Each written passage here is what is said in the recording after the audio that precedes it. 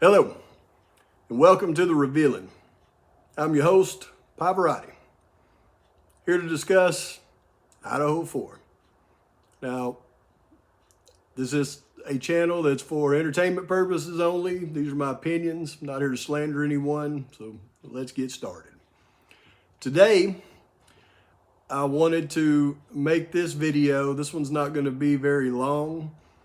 First of all, I wanted to send a shout out, thank you to the Thought Right podcast. You folks over there were great in addressing the question that I put to you, and I appreciate you taking the time to do that. And I'm sorry that I guess it elicited some hate from other folks out there. I mean, I don't even know who they are. Never even heard of them. I went to their channel today and looked and seen they didn't have a very high opinion of me, and I mean that's okay. But I'm not on here to, to gain favor from folks like that. But whatever their problem is with me, I sure don't want to, put that off on anybody else. But with that being said, what I'd like to do in this video, because you know what, this Idaho 4 case has been going on for a while. There's been a lot of speculation out there about a lot of different things. And it seems the more speculation, the more that, you find out things are false, and then things you found out were false, turns out they were true, and it just kind of goes in circles. It's very hard for anybody to predict anything in this case and actually be able to verify that what they predicted was correct. So who has credibility and who doesn't? I mean, who knows? These people that slow down videos and spend hours and hours and hours, adding dog barks at certain times so it matches other videos. I mean, how can they ever be vindicated? I guess the trial will vindicate everything.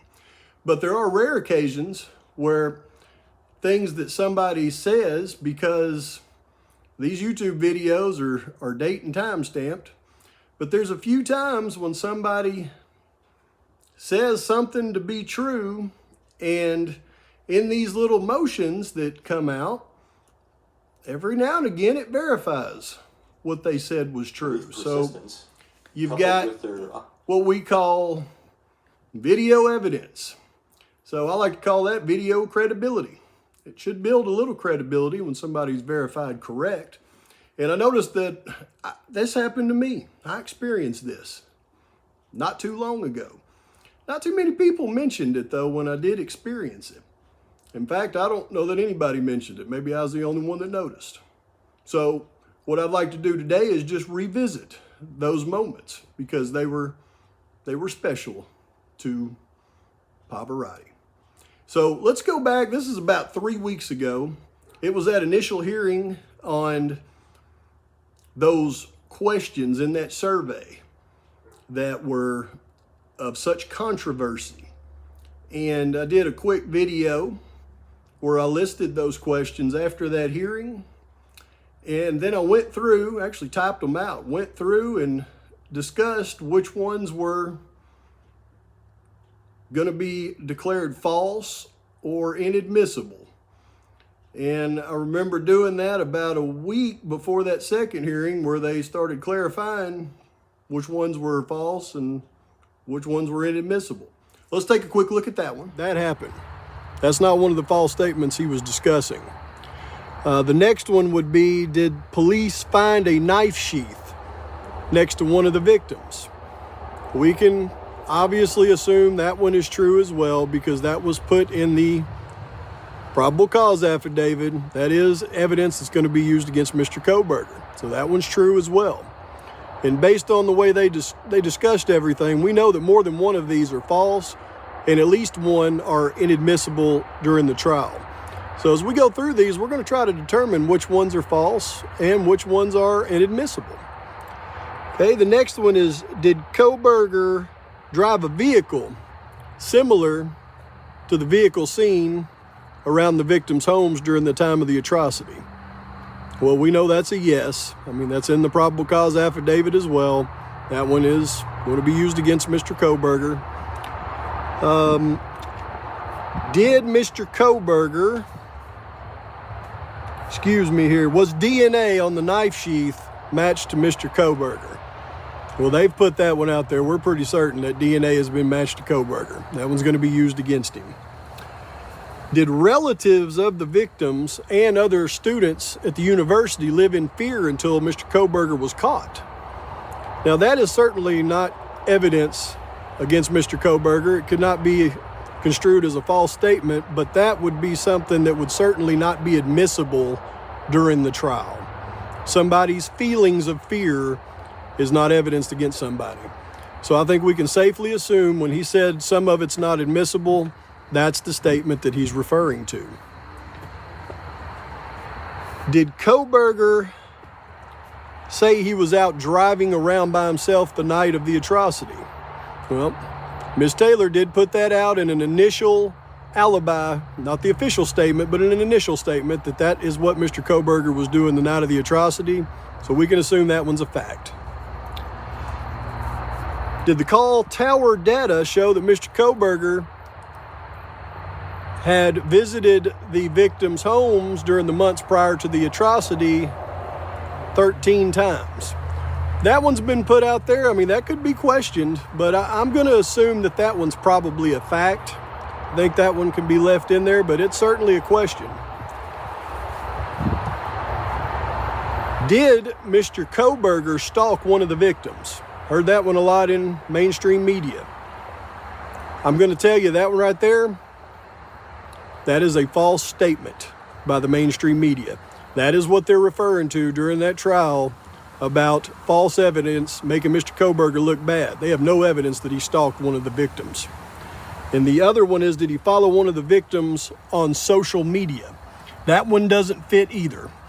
So we can now eliminate any connection, I imagine, of Mr. Kohberger to the victims in this atrocity. And without a connection to those victims, motive is going to be a really hard thing for the prosecution to sell to a jury.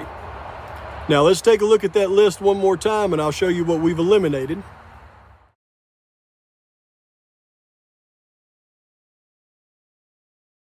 Okay, so that was a clear prediction of what was to come. Spelled it out, even crossed it out on a little list.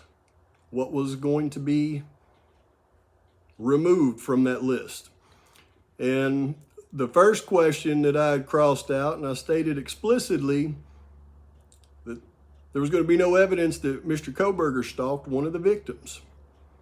Now, how do I know that? How could I just go through there with all those questions and figure out that that one wasn't going to fit? Is it because I thought Mr. Kohberger was innocent? Or is it because I seem to know a little bit more about this investigation than these other sleuths?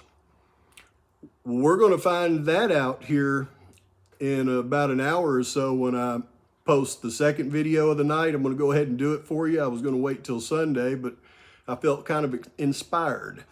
And I'm going to do the revealing. We're going to get on that timeline, and I'm going to show you some things that I don't think you knew. But I went through and listed those questions in that video. First one I talked about was the stalking.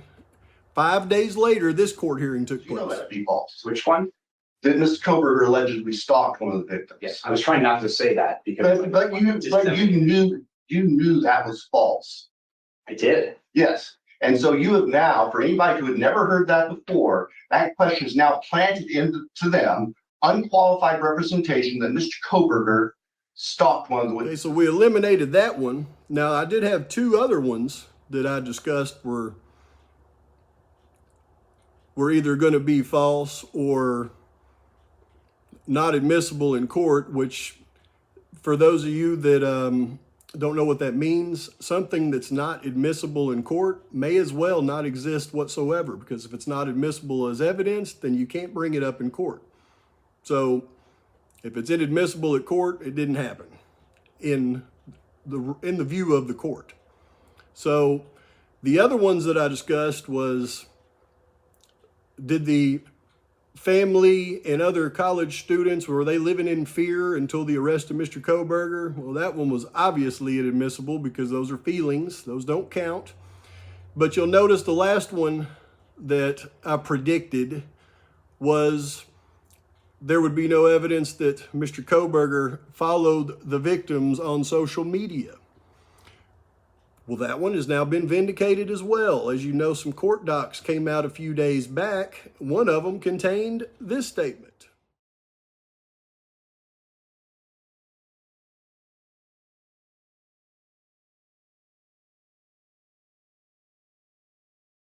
That's right.